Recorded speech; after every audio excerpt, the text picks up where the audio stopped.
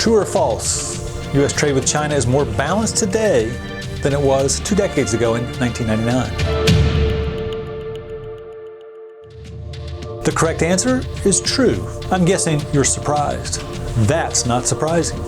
Here's why. We're engaged in a bitter roller coaster of a trade war with China. That trade war was initially brought on by President Trump's concern over our trade deficit. That deficit set a record in 2018, topping $400 billion for the first time. While the trade war has morphed over time to include intellectual property, forced technology transfer, North Korea, Huawei, currency issues, and now Hong Kong demonstrations, it started with the fact that China sent more stuff here than we sent there. Balance of trade is a little different. It looks at the ratio between exports and imports as opposed to the difference between the two. It's division rather than subtraction. In 1999, the balance of trade between China and the United States stood at 14% U.S. exports to China. In other words, for every dollar of trade with China, 14 cents was a U.S. export. At the end of 2018, that percentage was 18%. So far in 2019, it's 19%. Whoa, Nelly, how can we have a record deficit and an improving trade balance? Think of trade as a pie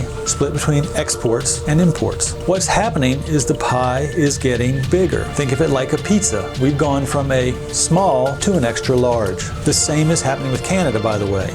And Mexico is virtually unchanged over the last 2 decades. Unlike China, those two countries, however, are above the U.S. average of 40 cents on the dollar or 40% U.S. exports. So yes, the U.S. had a record deficit with China in 2018, and yes, the trade balance is well below the U.S. average with the rest of the world. At the same time, the balance of trade between the two countries continues to improve. From outside the Beltway and inside the numbers, I'm Ken Roberts, and this has been another episode of Trade Matters.